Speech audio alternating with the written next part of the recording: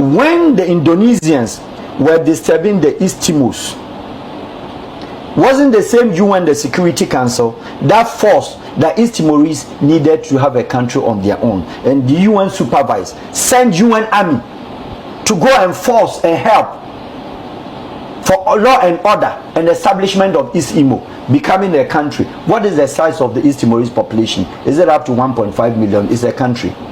What is the size of Jamaica? Their population is up to 1.4. It's a country. What is the size of Barbados? Their population is now to 1 million. It's a country. What is the size of Trinidad and Tobago? What is the size of Turks and Caicos? What is the size of Nevis and Saint Vincent? What is the size of Dominican Republic? What is their population? Then let's go to the Pacific. The Pacific states. Tonga Island, how many are they? Are they up to 20,000? It's not a country with flag. Established, recognized. They sit at UN General Assembly. Vanuatu, they are 300,000. Nauru Island, they are 12,000. Solomon Island, they are up to 15,000. It's a country. New Caledonia, what is their size? Kiribati, what is their size? Tahiti, what is their size? Micronesia and Polynesia regions, what is the size box altogether? Don't they have flag like you see the flag? Go to UN General Assembly, their flags are hanging there. They are recognized. So if they are recognized, and we have a country that population is 12,000, how do you not, the same UN with your General Security, your UN Security Council, could not stamp on the authority and say that this is a population of about 19, almost 16 million, conservative calculations, there will be about 20 million Palestinians scattered around the world, and you don't want to give them a country? Where is the UN that you are talking about that 19, they brought about this and then there was the Palestinian rejected? Let's not talk about history. If we have to talk about that history, then we are saying that today British should come and take Ghana army and go to Burma war, Sagranti war, what and what war. Are you saying there is a lack of political will on the side of the United Nations? It is the fact that the United Nations, they use certain countries for bargaining chip, because whereas other countries have the right and the power, and I'm referring to the United States of America, the United Kingdom, etc., they have the exercise, they have the power to exercise in other countries free as they want it, but others do not have, because one, international territories and invasion.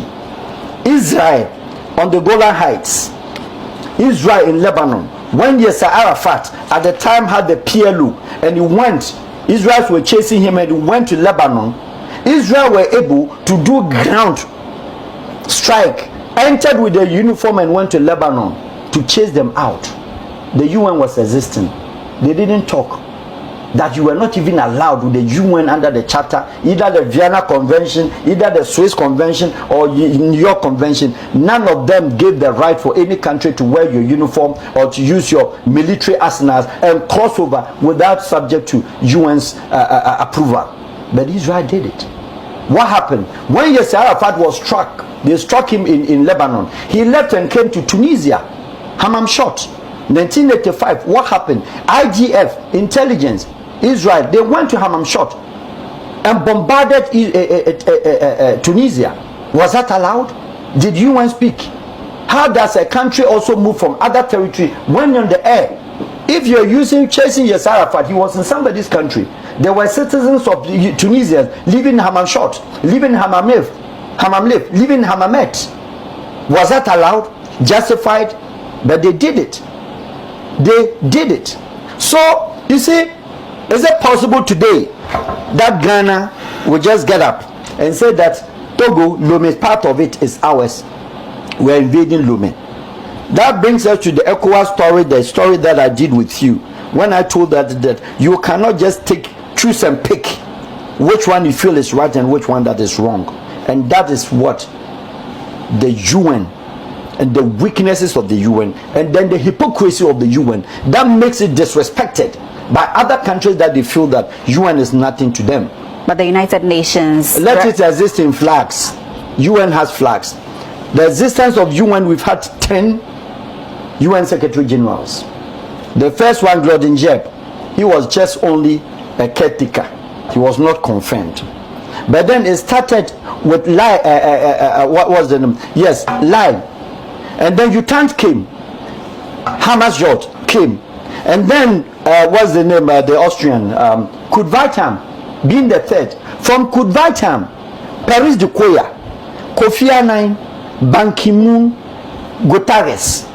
Tell me, all these 10 men, are you telling me that they don't have, or they didn't have the power, they didn't know diplomacy, they didn't have the courage, or they didn't know the UN functions to make sure that a certain existing issue, which is as old as the existence of the UN, and they could solve it? They could solve it. How was Ban Ki-moon? How was he voted a vote of no confidence? Did he resign? No, he didn't resign. Did he end at his tenure? No. UN should come and explain to you and explain to me why Ban Ki-moon and what countries sidelined Ban Ki-moon. It was United States, United Kingdom, and France. What did he do? They brought Mr. Kofi Annan. At the end of his tenure, Kofi Annan became even ineffective, because there were certain things that he was not even he didn't understand, or he didn't want to agree. The state order, let me call it the world order. So that brought about the issue when this Iraq issue, that his son was involved in oil for food program, that discredited Mr. Annan upon all the very good diplomacy that he did. He ended up the outstanding diplomacy. He ended up the Israeli war. He finished it up nearly, because Ban Ki-moon now, Boutros Ghali, who was seen as pro-Arab, that is why they voted him out. Boutros Ghali, I'm sorry, was the one I was referring to, not Ban Ki-moon. Boutros Ghali.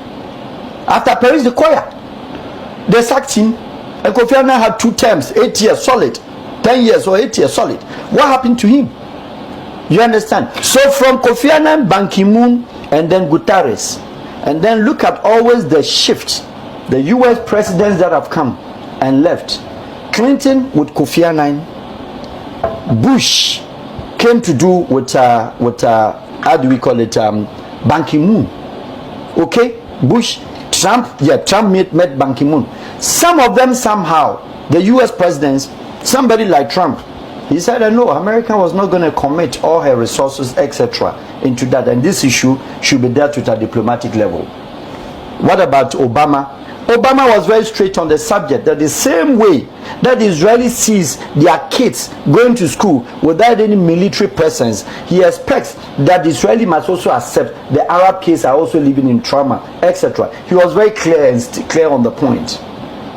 So what has changed with the US foreign policy? Was that then the same US policy, the foreign policy that Clinton used to resolve the issue?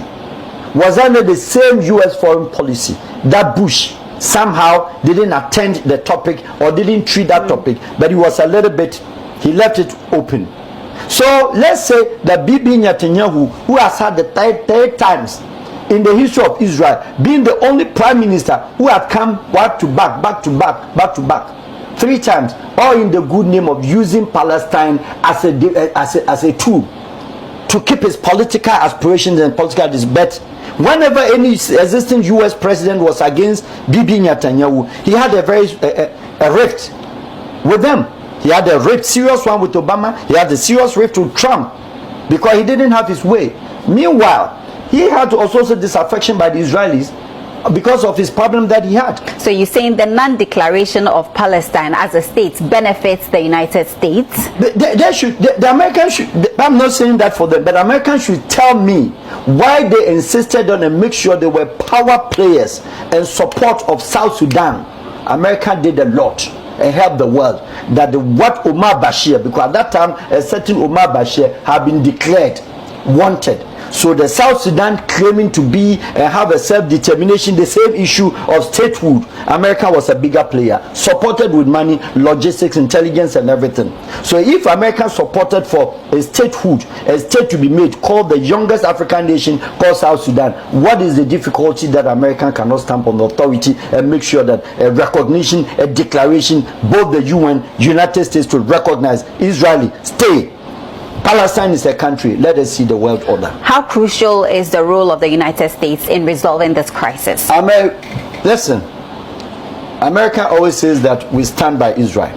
There is no country in the world that Israel respects except the United States. Therefore, ask yourself, not the UN General Secretary or the UN Secretary General. Without the American president, nobody can solve this issue of the world. And then where is the American interest? It has to do with the American president, whether it's a Republican or whether it's a Democrat. Each of them comes with a different feeling, with different approach and how they see it. Ancestrally, how they also connect, and some of them knows their background. So each one of them comes with a different feeling. But I'm saying that it has not to do with somebody's emotions. We're talking about diplomacy is not about somebody's emotions.